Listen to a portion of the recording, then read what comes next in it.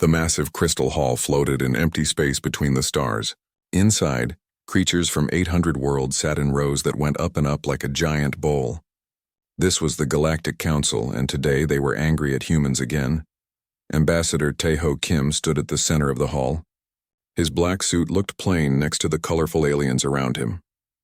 Some had wings, others had tentacles, and a few glowed with their own light. All of them were staring at him with eyes that showed no friendship. "The humans have gone too far this time," said Counselor Velthara. She was very old, even for her people. Her blue skin was covered in silver patterns that moved like water. They dig in space that does not belong to them. Tae-ho felt his hands shake, but he kept them still. He had been doing this job for 15 years. 15 years of being told humans were too young, too wild, too dangerous. Today was different, though. Today they had proof. "We found the Kepler mining systems first," Tae-ho said. His voice carried to every corner of the hall. "We have been working there for 20 years. The law says many things," interrupted War Prime Cosmore. He was huge, with thick gray skin and tusks like swords. "But young races must learn their place." Captain So-min Park sat behind Tae-ho with the other humans. She wore her Navy uniform with pride, but her hand rested on her weapon. She had seen what the brutak did to peaceful worlds. Her people were ready for a fight, but Tae-ho still hoped for peace. Dr. Woo Jin Lee opened his tablet and stood up. "I have something to show the council." Pictures appeared in the air above them. Ships with brutak markings building weapon platforms around human mining stations. "These photos were taken 3 days ago," Dr. Lee said. "The brutak have been building war machines in our space. This breaks the peace accords that every species here signed." The hall became quiet. Even the species that breathed water stopped making bubbles. The proof was clear. But Tae-ho had learned not to hope too much when dealing with the council. Velthara looked at the pictures for a long time. The silver patterns on her skin moved faster, which meant she was thinking hard. Finally, she spoke. "These pictures could be fake. Humans are clever with their computers." "We can prove they are real," Dr. Lee said quickly. "Our ships recorded." "Enough," Cosmore roared. "The brutak protect the galaxy from human aggression. If we build defenses, it is because humans cannot be trusted." Tae-ho felt something break inside him. Not break like glass, but break like a dam holding back water. "We are the ones who cannot be trusted?" he asked. "We have never attacked another species. We have never taken worlds by force. We trade fairly and keep our promises." "You breed too fast," said another counselor. This one looked like a floating jellyfish made of light. "Your people spread across the stars like a disease." "We explore and build," Tae-ho replied. "We make new worlds better, not worse." "You make noise," Velthara said. "You ask questions that should not be asked. You change things that should stay the same." Captain Park stood up. "Permission to speak, Ambassador?" Tae-ho nodded. Park had fought in 3 border wars. She had saved entire worlds from pirates and disasters. If anyone deserved to be heard, it was her. "Respected counselors," Park said, "my ships have protected your trade routes for 10 years. Human crews have died saving your people from raiders and natural disasters. We have proven our friendship with blood. And now you demand payment," Cosmore laughed. "Typical human greed." "We demand fairness," Park said, her voice getting harder. "Nothing more." The vote came quickly. Too quickly, like they had decided before the meeting even started. Species after species voted to take away human mining rights in the Kepler systems. They said it was for galactic stability and proper resource management. Tae-ho watched the numbers appear on the big screen. Out of 847 species, only 12 voted to support humans. Even their allies, the ones who smiled and made deals in private, voted against them when it mattered. "The decision is final," Velthara announced. "Humans will remove all equipment and people from the Kepler systems within 60 days. The brutak will take control of security in that region." "And our people?" Tae-ho asked. "The families who live there? The children born on those worlds? They can apply for refugee status," Velthara said without looking at him. "Perhaps some generous species will take them in." That was when Tae-ho knew it was over. Not just this meeting, but everything humans had tried to build with the galactic community. They had been patient. They had followed rules that seemed designed to keep them down. They had proven themselves again and again, only to be told it was not enough. Dr. Lee was already packing his equipment. Park was speaking quietly into her communicator, probably warning the fleet. The other human diplomats sat very still, like they were afraid to move. Taeho walked to his seat and picked up the small blue folder that held his credentials. Inside was a letter that made him the voice of Earth and all human colonies. He had carried it with pride for 15 years. The hall was getting noisy again as species talked about the next item on their agenda. Some were already leaving, bored now that the entertainment was over. None of them seemed to think the human decision mattered very much. Taeho climbed the steps to the speaking platform one more time. He did not ask for permission. The noise slowly died as everyone realized he was still there. "Counselor Velthara," he said in a clear voice, "you said that humans need more time to mature before handling such responsibilities." "Yes," she replied, sounding tired. "Perhaps in another century or two your species will be ready to—" "We have learned something important today," Taeho interrupted. "We learned that this council does not want partners. It wants pets, creatures that will sit quietly and do what they are told." He held up his credentials folder. "Humanity withdraws from this council. We came seeking partnership and found only prejudice. The galaxy will learn what humans are truly capable of when we stand alone." Taeho tore the folder in half. The pieces floated down like blue snow in the low gravity. The hall exploded with noise. Some species laughed.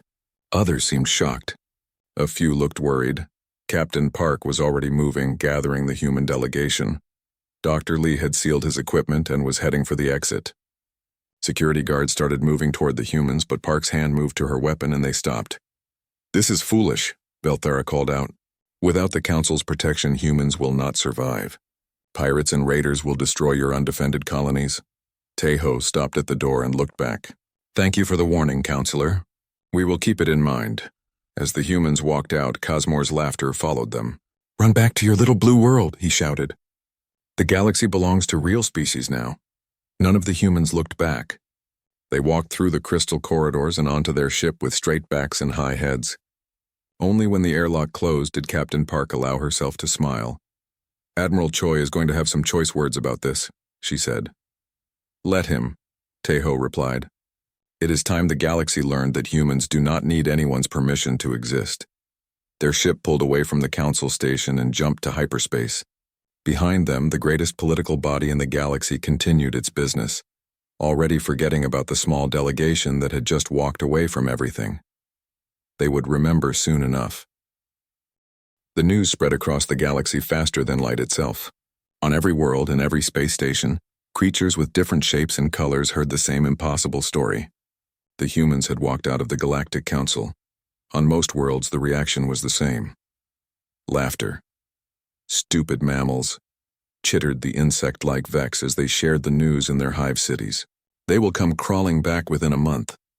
"Humans always think they are special," bubbled the water-breathing Aquari in their deep ocean cities. "Soon they will learn the truth." But on Terra, the capital world of humanity, nobody was laughing. Admiral Hyunwoo Choi stood in the war room deep under the planet's surface. Around him, holographic displays showed the locations of every human ship, station, and colony in the galaxy. There were a lot more red dots than most aliens realized. "How long do we have?" Admiral Choi asked. 60 days to leave the Kepler systems," replied General Young-Soo Bae. He was a short man with scars on his hands from his days as a ground soldier. "But I think we should move faster. The brutak will not wait 60 days, agreed Captain Soman Park. She had flown, straight from the council meeting to Terra. Cosmore was planning this before the vote even happened. Admiral Choi nodded. He had expected this day for years. While other humans had hoped for acceptance, he had prepared for rejection. "Begin Operation Exodus," he commanded. "Send the code to every human facility in council space. Full withdrawal, maximum speed." Across the galaxy, human commanders received a simple message: "Come home." On the mining station, Kepler 7 manager Da-Yun Kang read the message and smiled. She had been born on this station 25 years ago. Her parents had built it from nothing, turning an empty asteroid into a home for 50,000 people. But she was not sad to leave. "Pack everything," she told her workers. "Every tool, every computer, every piece of metal. If we built it, we take it with us." "What about the big machines?" asked her assistant. "The ore processors are built into the asteroid itself." Da-Yun's smile got bigger. "We take those too, all of them." The evacuation ships arrived in waves. Human cargo vessels appeared out of hyperspace and began loading everything that could be moved. What could not be moved was broken down into pieces and then loaded anyway. The brutak fleet arrived 3 weeks early, expecting to find human facilities ready for them to take over. Instead, they found empty holes in space where mining stations used to be. "Where did everything go?" demanded brutak Commander Gorth. He was staring at a location that should have contained a massive refinery complex. Instead, there was only empty space and a small sign that said, "Thank you for visiting Kepler 7. They took it. His intelligence officer replied, "All of it. We are detecting no metal, no equipment, no power sources. They even took the asteroid." On the science station Kepler 12, Dr. Sun-Hee Cho was packing the last of her research when brutak ships surrounded the facility. She was not worried. The humans had learned many things during their 50 years in the Council, and patience was one of them. "Attention human facility," came a message from the brutak fleet. "Surrender immediately or be destroyed." "This is Dr. Cho," she replied calmly. "We are leaving as ordered by the Council. Please do not interfere with our evacuation. You are taking too long. Prepare to be boarded." Dr. Cho pushed a button on her desk. All around the station, lights began flashing red. "I would not do that if I were you. This is a biological research station. We have been studying some very dangerous diseases." She was not lying exactly. They had been studying diseases. Old Earth diseases that had been cured centuries ago but still existed in their computers. The brutak did not need to know that. The alien ships backed away quickly. Nobody wanted to catch a human plague. On the trade hub Kepler 19, Captain In-Soo Kim was having a different kind of conversation. The local council inspector had arrived to count the human assets that would be transferred to proper authorities. "Impressive facilities," the inspector said. He looked like a walking tree with too many eyes. "The hegemony will put them to good use." "I am sure they will," Captain Kim replied. "Would you like to see our main cargo bay?" They walked through the station's wide corridors. The inspector counted everything: shops, warehouses, docking bays, living quarters. His eyes lit up when he saw the massive central cargo hold. "This space alone must be worth millions of credits," he said happily. "It is our most valuable asset," Kim agreed. "We are very proud of it." The inspector was so busy calculating profits that he did not notice the humans quietly leaving the station. He did not see the evacuation ships docking on the far side. He only realized something was wrong when the lights went out. "What is happening?" he demanded. "Power conservation," Kim explained. "We had to shut down the main reactor for transport." "Transport? You cannot transport a space station." Kim smiled. "You should probably get to your ship now. The artificial gravity will shut off in 10 minutes. Later, the inspector would try to explain to his superiors how an entire space station had simply vanished, how something the size of a small city had been broken apart and carried away in less than 6 hours. Nobody believed him. But the humans were doing more than just leaving. They were also talking. Engineer Da-Un Kang had been secretly working on new ship designs for 5 years.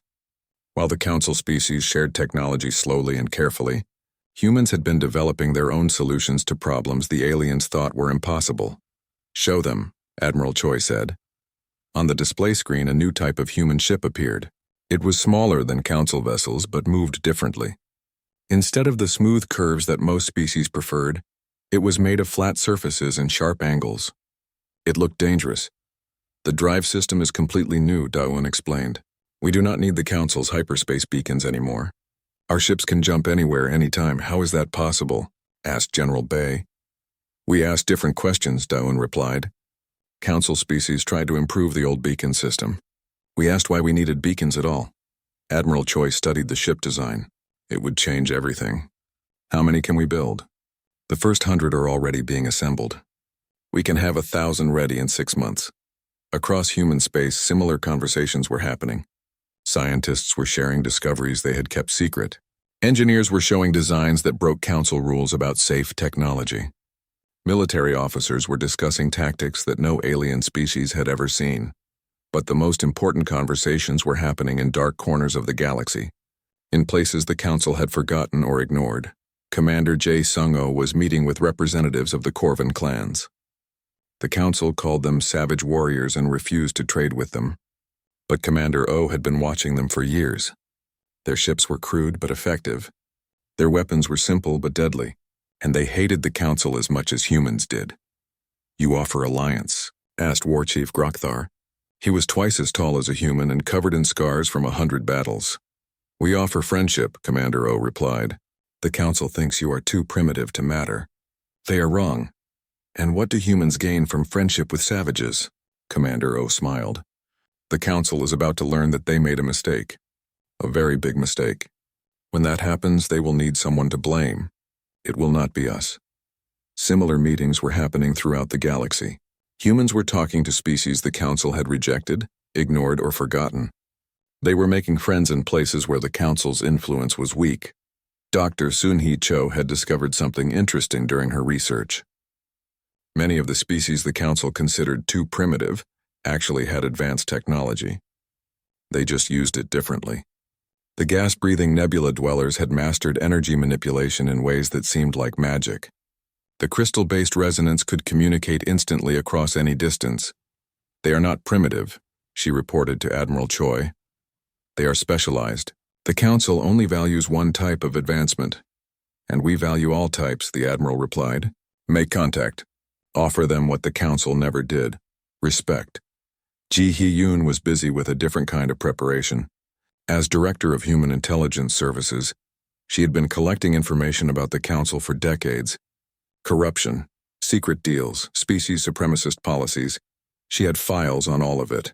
"When do we release this information?" she asked Admiral Choi. "Not yet," he replied. "Let them think they have won. Let them get comfortable. When the time is right, we will show the galaxy what their precious Council really is." On Council worlds, alien leaders were celebrating. The troublesome humans were finally gone. Trade routes would be more orderly. Resources would be distributed properly. The galaxy would return to the stable, predictable system they preferred. But in the deep space monitoring stations, technicians were noticing strange things. Human ships were appearing in unexplored regions. Communication signals were being detected from systems that were supposed to be empty, and the humans were building something out there in the dark between the stars. "Should we investigate?" asked a Council security officer. "Why bother?" replied his supervisor. "Let them play in the empty systems. They will come crawling back when they run out of food." Ambassador Kyung-Mi Han was humanity's last official representative in Council space. Her job was to handle the final paperwork and make sure no humans were left behind. But she was also watching and listening. The count 6 months had passed since humans walked out of the Galactic Council. On the crystal station where the Council met, alien leaders gathered to discuss what they called the human problem. "They should be begging to return by now," said Councillor Velthera. The silver patterns on her blue skin moved quickly, showing her confusion. "How can such a young species survive without our guidance?" War Prime Cosmore laughed, but it sounded forced. "Let them struggle in the dark. When pirates destroy their colonies, they will learn their mistake." But the reports on their desks told a different story. Human ships were not just surviving, they were thriving. Exploration vessels had been spotted in the far reaches of the galaxy, places where no Council ship had ever traveled. Trade ships were moving between systems that the Council had written off as worthless. And strangest of all, they were making friends. President Dong-Hyun Lim stood in the command center on Terra and watched the holographic map of the galaxy. Green dots showed human ships and colonies. Blue dots showed their new allies. There were a lot of blue dots. "Report," he said to Dr. Sun-Hee Cho. "The Corvin clans have officially joined the alliance," Dr. Cho announced. "That brings our membership to 68 species." "The Council said the Corvins were too violent to be civilized," commented Commander Jae-Sung-Oh. He had just returned from the Corvin home systems. "Turns out they are only violent toward people who treat them badly." President Lim nodded. It was a pattern they had seen repeatedly. Species that the Council called primitive or dangerous were often just different. They used technology in ways the Council did not understand. They organized their societies according to different rules. The Council had dismissed them as worthless. Humans saw potential instead. "What about the nebula dwellers?" President Lim asked. "Fascinating," Dr. Cho replied, her eyes lighting up. "They do not build ships in the traditional sense. They travel by manipulating space itself. Their understanding of quantum mechanics is centuries ahead of anything the Council has. And they are willing to share this knowledge?" They are eager to share it. The Council never bothered to learn their language. We did. On a distant space station at the edge of known space, Captain Insu Kim was conducting business that would have shocked the Council. His smuggling operation was actually a sophisticated trading network that connected dozens of species across the galaxy. The crystals of Andromeda, he said to his partner, a six-armed merchant from the Helix Nebula. The Council says they are too dangerous to mine. What do you think? The alien's six arms gestured, and what humans had learned was laughter. The Council is afraid of everything. The crystals only explode if you mine them stupidly. We have been harvesting them safely for generations. And in exchange for human protection and fair trade rates, we give you crystal technology and access to our trade routes. Much better deal than Council offers. It was true. The Council's trade system was designed to benefit the largest, oldest species. Smaller species were charged high taxes and given unfavorable exchange rates. The human system was simpler. Fair prices for everyone, protection for all alliance members, and shared technology. The results were dramatic. Species that had struggled under Council rule were now prosperous. Pirates who had preyed on isolated worlds found themselves facing human patrol ships with orders to shoot first and ask questions later. Dr. Hyejin Park was working on humanity's greatest secret project. Deep in a hidden facility, she and her team were developing technology that would change everything. The breakthrough came from studying ancient ruins, she explained to President Lim during his visit. The species that built the hyperspace beacon network used completely different principles than we thought. Explain it simply, the president requested. Imagine the galaxy is a giant ocean, Dr. Park said. The Council uses boats that follow specific channels between buoys. We learned how to swim. She activated a demonstration. On the screen, a model ship disappeared from one location and appeared instantly in another, far away. No hyperspace beacons, no predetermined routes, complete freedom of movement. When will this be ready for our fleet? The first ships are being equipped now. By the end of the year, every human vessel will have this technology. President Lim smiled. It was a cold smile that would have worried any Council member who saw it. Excellent. And our other projects? The industrial expansion is ahead of schedule. Our ship production has increased by 400%. The new orbital factories are using designs from 6 different Alliance species. It was true. While the Council species jealously guarded their technology, Alliance members shared freely. The result was innovation at a pace that amazed even the humans. Commander O returned from another exploration mission with news that changed everything. We found them, he announced at the morning briefing. Found who? Asked President Lim. The Luminars. The Council declared them extinct 50 years ago. They are not extinct. They have been hiding. On the main screen, images appeared of ships unlike anything in known space. They seemed to be made of pure light, shifting and flowing like liquid starfire. Around them, space itself seemed to bend and twist. Where have they been hiding? In parallel dimensions. They learned how to step sideways out of normal space. They have been watching the galaxy for decades, waiting for something to change. And now something has changed? Commander O smiled. They said the galaxy was getting too boring under Council rule. They want to come back and play. Queen Zephyra of the Luminar Empire was nothing like what humans had expected. She appeared as a tall figure made of flowing light, but her voice was warm and musical. We have watched your species with great interest, she told President Lim during their first meeting. You asked the same question we asked long ago. Why should we accept limits imposed by those who fear progress? Your people withdrew from galactic civilization rather than fight the Council, President Lim observed. We chose to explore other possibilities. Time flows differently in parallel space. We have had centuries to develop new technologies, but we grew lonely for physical reality. What do you offer the Alliance? Dimensional technology, energy manipulation, and something else. Queen Zephyra's form brightened. We know the location of the ancient archives. President Lim felt his heart skip a beat. The ancient archives were legendary, supposed to contain all the knowledge of the mysterious species that had built the galactic hyperspace network before vanishing. They are real? Very real, and very well protected. The ancients did not want their knowledge falling into the wrong hands. They built tests into the security systems. What kind of tests? They require cooperation between multiple species. No single race can access the archives alone.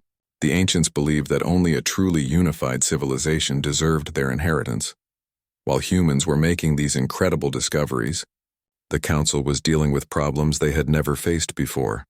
Trade revenues were dropping as more species joined the human alliance. The careful economic system that had kept smaller species dependent on Council largesse was breaking down. Worlds that had been poor under Council rule were suddenly prosperous. "We are losing control," admitted Councillor Velthara during a closed session. "The humans have disrupted everything. Then we destroy them," growled Cosmore. "My fleets can crush their colonies before they know what hit them." "With what ships?" asked another councillor. "Half our naval resources are tied up fighting rebellions. The other half are protecting trade routes from pirates who used to be afraid of us." It was true. The Council's authority was based on being the only source of protection and prosperity in the galaxy. If species could find both elsewhere, why did they need the Council? But the worst shock came from their intelligence services. "The humans are not struggling," reported the Council's chief spy. "Their industrial capacity has somehow tripled. Their ships use technologies we do not understand, and they have made contact with species we thought were extinct or mythical." "Impossible," Velthara declared. "No young species could advance so quickly." "Perhaps they are not as young as we thought," the spy replied quietly. "Our historical records may be incomplete." The spy was closer to the truth than he knew. Humans had been developing in secret for decades. Asking questions the Council discouraged and exploring ideas the Council banned. While other species accepted limitations, humans had been quietly pushing boundaries. General Chang Wu Moon was coordinating the defense of human space. What he was building would have amazed the Council if they had known about it. "The fortress rings are complete around all major systems," he reported to President Lim. "Each one contains enough firepower to stop a fleet 10 times the size of anything the Council has. And they are hidden completely. The Council's sensors will detect empty space until we choose to reveal them." Weapon systems?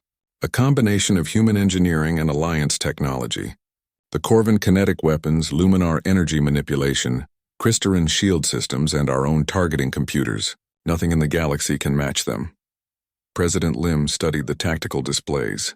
If the Council attacked, they would face surprises that would shatter their fleets. But he hoped it would not come to that. What a birdie! The attack came without warning, just as the brutak always preferred. The peaceful world of Avari had been part of the Galactic Council for over 300 years. Their people were farmers and artists, creators of the most beautiful sculptures in known space. They had no weapons, no armies, no way to defend themselves. War Prime Cosmore's fleet appeared in their system like a storm of death. 50 massive warships surrounded the defenseless planet. "Surrender your world to brutak rule," Cosmore broadcast to the planet below. "Your Council has failed to protect you. We offer strength instead." The Avari's leader was an elderly being named Singer of Gentle Waters. He had lived for 2 centuries and had never seen violence. "We are not a military world," he replied. "We have no weapons to surrender. Then you will serve as an example to others who think they can reject brutak protection." The bombardment lasted 3 hours. When it was over, the jewel of Avari civilization was a burned wasteland. 5 billion innocent beings had died for no reason except to make a point. News of the massacre spread across the galaxy in hours. On every Council world, beings watched the recordings in horror. The beautiful crystal cities were gone. The singing gardens were silent. An entire peaceful civilization had been erased. The Council's response was swift and decisive. They issued a statement condemning the tragic loss of life and promising to investigate this unfortunate incident. They did nothing else. On Terra, President Lim watched the same recordings with tears in his eyes. Around him, human leaders sat in shocked silence. Finally, Admiral Choi spoke. "The Council will not act. They are too afraid of the brutak to seek justice." "Then we will," President Lim said quietly. "How long to reach the brutak home systems?" "With our new drive technology, 18 hours.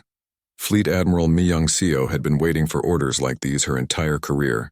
The human fleet she commanded was unlike anything the galaxy had ever seen. Ships that could appear anywhere without warning. Weapons that combined the best technology from a dozen different species. And crews who fought with a fury that came from moral certainty. "All ships, this is Admiral Seo," she broadcast to the assembled fleet. The Council has shown us what their justice looks like. Today we show them ours. The human fleet jumped to hyperspace and vanished from Council sensors. Where they were going, the Council's tracking systems could not follow. War Chief Grokthar of the Corvin clans had been waiting for this moment since the alliance was formed. His bioships were living creatures bred for war, faster and deadlier than any mechanical vessel. The humans go to war, he told his warriors. We go with them. The brutak must pay for their crimes. Queen Zephyra of the Luminar Empire felt the disturbance in dimensional space as the human fleet moved. Her people had been peaceful observers for so long that many had forgotten they had once been warriors. Ready the light fleet, she commanded. It is time to remind the galaxy that some things are worth fighting for. The brutak home system was a fortress. Orbital defense platforms surrounded every planet. Patrol fleets guarded every approach. For 1,000 years, no enemy had been able to break through their defenses. Admiral Seo's fleet appeared in the middle of their formation. Impossible, shouted brutak Fleet Commander Throck. No ships can jump that close to a gravity well. But the human ships were not using the same hyperspace technology the brutak understood. They could appear anywhere, anytime, with no warning. The battle that followed was broadcast live across the galaxy. Every species watched as human ships moved like dancers, appearing and vanishing faster than brutak gunners could track. When they fired, their weapons struck with impossible precision. When the brutak shot back, they hit empty space. This is not how space battles work. Throck raged as his flagship shook under human fire. War Chief Grokthar's bioships joined the attack from a different direction. The living vessels moved like hunting animals, striking at weak points in the brutak formation. Their weapons were grown, not built, and they adapted to enemy defenses in real time.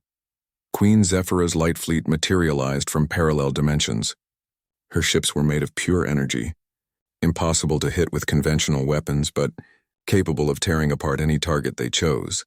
The brutak fleet, that had terrorized the galaxy for centuries, was destroyed in less than 4 hours. But Admiral Seo was not finished. Her ships moved to the orbital defense platforms that protected brutak military installations. One by one, they were reduced to glowing debris. Attention brutak command, Admiral Seo broadcast to the planet below. This is Fleet Admiral Seo of the Terran Navy. You have 24 hours to evacuate all civilian populations from your military installations. After that, we will remove them from existence. You cannot attack our homeworld, came the reply from brutak Central Command. It violates every law of civilized warfare. You should have thought of that before you murdered 5 billion innocent Avari, Admiral Seo replied coldly. We are not here as conquerors. We are here as judges. The evacuation began immediately. Brutak civilians fled their military bases and weapons factories as fast as transport ships could carry them. Those who remained were soldiers who had chosen to stay and fight. When the deadline passed, human weapons spoke with precise fury. Every military installation on the brutak homeworld was destroyed. Weapons factories, training camps, fleet bases, all of them were reduced to craters. But not a single civilian area was touched. The message was clear. Humans could have destroyed the entire planet if they had wanted to. Instead, they had chosen mercy. For the innocent and justice for the guilty, the galaxy watched in stunned silence, as the most feared military force in known space was reduced to helpless confusion in less than a day. But the biggest shock was still to come. This is Admiral Seo to all brutak civilians, came the broadcast that changed everything. The Terran Alliance does not make war on innocent people. Transport ships are standing by to evacuate any brutak who wish to leave this system. We will provide new homes and protection for all refugees. War Prime Cosmore himself was captured trying to escape in a disguised freighter. When he was brought before Admiral Seo, he expected to be executed or tortured. Instead, she looked at him with sadness. Your people could have been great, she said. You had strength and courage, but you chose to use them for cruelty instead of protection. The strong rule the weak, Cosmore snarled. That is the law of nature. The strong protect the weak, Admiral Seo corrected. That is the law of civilization. The human fleet departed the brutak system as quickly as it had arrived. Behind them, they left a broken military and a message that rang across the galaxy. This is what happens to those who make war on the innocent. The Alliance protects all who seek peace. Those who choose violence will face the consequences. On the Council Station, emergency sessions were being held around the clock. The humans had just demonstrated military capabilities that surpassed anything the Council possessed. Worse, they had done it for moral reasons rather than conquest. They could have taken the entire Brutak territory, observed one counselor. Instead, they left it unoccupied. What do they want? Asked another. Counselor Velthera had been studying the humans for months. They want us to be better, she said quietly. They want the galaxy to live up to its potential. The proof came in the weeks that followed. Species across the galaxy began announcing their intention to leave the Council and join the Alliance. The reasons were always the same: better trade terms, better protection, and most importantly, better treatment. Diplomat Seung-ho Ryu had been busy during the military campaign. While Admiral Seo was demonstrating human power, he was demonstrating human diplomacy. The Free Trade Alliance offers full membership to any species that renounces aggression, he announced at a gathering of minor council members. We do not care how old your civilization is or how advanced your technology is. We care about your willingness to live in peace with your neighbors. The response was overwhelming. Within a month, over 100 species had applied for Alliance membership. The Council's membership dropped from 847 to fewer than 300, but the most important recruitment was happening in secret. Dr. Ensio Kim had made contact with the mysterious ancients. The species that had built the galactic hyperspace network had not vanished. They had been waiting for the galaxy to prove it was ready for their greatest gifts. Your species asks the right questions, the ancient representative told her. It appeared as a shimmering figure of impossible geometries that hurt to look at directly. You seek knowledge to help others, not to dominate them. We want to build something better than what came before, Dr. Kim replied. But we need wisdom to guide us. Wisdom cannot be given. It must be earned, but knowledge can be shared among the worthy. The ancient technology that the humans gained access to was beyond anything the galaxy had ever seen. Faster than light communication that worked instantly across any distance. Energy manipulation that could power entire star systems. Defensive systems that could protect planets from any attack. And most importantly, the location of other ancient vaults scattered across the galaxy. Why now? Dr. Kim asked. Why after all these millennia are you willing to share this knowledge? Because for the first time in our observation, a species has united others without conquering them. You have shown that cooperation is possible between the final battle for the galaxy's future took place at the edge of the Sol system, humanity's home. It was fitting that the old order would end where the new one began. The Council fleet arrived first, 2,000 ships representing the military might of 400 worlds. They formed attack formations that had dominated space warfare for 1,000 years. Their commanders were confident that sheer numbers would overwhelm the rebels. Admiral Tae-min Kwan stood on the bridge of his flagship and watched them come. Beside him were allies that would have amazed the Council if they had bothered to learn about them. War Chief Grokthar commanded bioships that pulsed with life. Queen Zephyra led vessels made of pure light. The Kristaran fleet sparkled like living jewels. The Nebula Dwellers flew ships that seemed to be made of organized energy. Their formation is exactly what we expected, reported Captain Park from the tactical station. They are using the same strategies that worked against primitive species. Then let us show them how primitive species fight back, Admiral Kwan replied. The Alliance fleet that appeared to meet them was smaller in numbers but larger in possibilities. Human ships with their angular designs moved alongside vessels that defied easy description. Some were clearly artificial. Others seemed to be living creatures. A few appeared to be made of materials that should not exist. This is Grand Admiral Kwan of the Terran Alliance, came the broadcast to both fleets. Council forces, you have one opportunity to withdraw. Return to your worlds and tell your leaders that the age of domination is over. The Council's response was predictable. Surrender immediately, demanded Fleet Marshal Vorth of the Hegemony Navy. Your rebellion ends today. Then today we finish what you started, Admiral Kwan replied. The battle began with the Council fleet advancing in traditional formation. Their plan was simple: overwhelm the enemy with concentrated firepower and superior numbers. It was a strategy that had worked for centuries. It lasted exactly 12 minutes. The Alliance ships did not fight like any military force the Council had ever faced. Human vessels appeared and vanished using their impossible jump drives. Corvin bioships moved like living predators, adapting their tactics moment by moment. Luminar light ships phased in and out of normal space, striking from angles that should not exist. But the real shock came when the Alliance revealed their secret weapon. Impossible, breathed Fleet Marshal Vorth as his sensors detected something that could not be real. Those energy signatures, those are ancient-class weapons. The humans had not just made contact with the ancients, they had been given access to technology that predated galactic civilization itself. Weapons that could disable entire fleets without destroying them. Defensive systems that made ships practically invulnerable.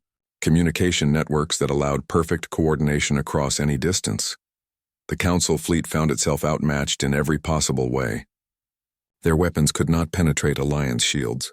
Their ships could not match Alliance speed. Their formations were broken apart by tactics they had never seen before. But Admiral Quan was not trying to destroy them. Attention Council vessels. He broadcast, as his forces surrounded the enemy fleet. Power down your weapons and prepare to be boarded. This does not have to end in destruction. Many Council ships surrendered immediately. Their crews had no desire to die for leaders who had sent them into an impossible battle. Others tried to fight and found their weapons mysteriously, disabled by technology they could not understand. A few tried to escape and discovered that Alliance ships could pursue them anywhere in the galaxy. Within 6 hours, the greatest military force the Council had ever assembled was completely defeated. Not destroyed, captured. Every ship, every crew member, every officer was taken into Alliance custody. The message was clear. The Alliance had the power to destroy its enemies, but chose mercy instead. Prime Minister Bo-Ra Lee addressed the galaxy from Terra as news of the victory spread. Her words were translated into 800 languages and broadcast to every inhabited world. People of the galaxy, she began, today marks the end of one age and the beginning of another. For too long, our civilization has been controlled by those who believed that might makes right. Today we prove that right makes might. On Council worlds the reactions were mixed. Some species mourned the loss of their privileged positions. Others celebrated their liberation from a system that had oppressed them for generations. But the most important reactions came from ordinary beings on ordinary worlds, who had been forgotten by the Council's grand politics. We are free, whispered a factory worker on the industrial world of Kepler 9. For the first time in his life, he owned the products of his own labor. We can dream again, sang an artist on the cultural world of Harmony Prime. The Council's censorship boards no longer controlled what she could create. We matter, declared a farmer on the agricultural world of Green Valley. His voice would now be heard in the councils that governed his life. The transformation was not instant, but it was inevitable. Dr. Yoon Seo Kim led the new Galactic Research Consortium that replaced the Council's restricted science programs. Instead of keeping knowledge secret, the consortium shared discoveries freely among all member species. Every question deserves an answer, she announced at the consortium's first meeting. Every species brings unique insights.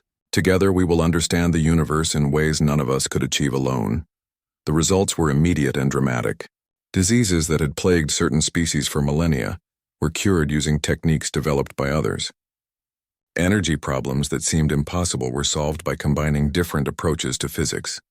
Transportation barriers that had isolated entire regions of the galaxy were overcome through cooperative engineering. The Council's old trade system was replaced by something the Alliance called fair exchange instead of complex regulations that favored large species.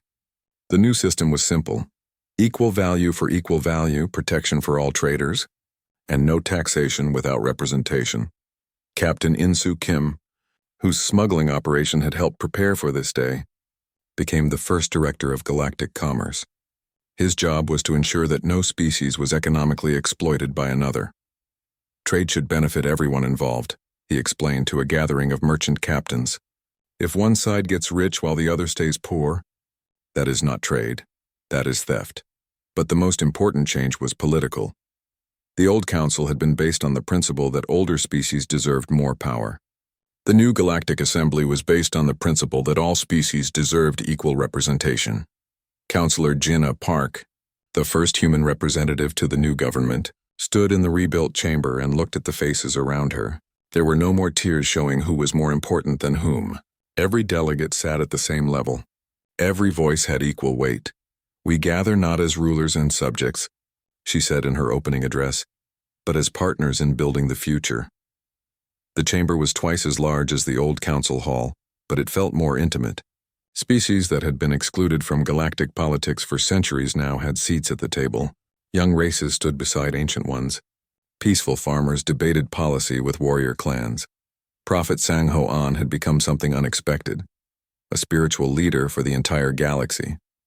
His teachings about universal dignity and cooperation resonated with beings who had never thought such ideas could work in practice.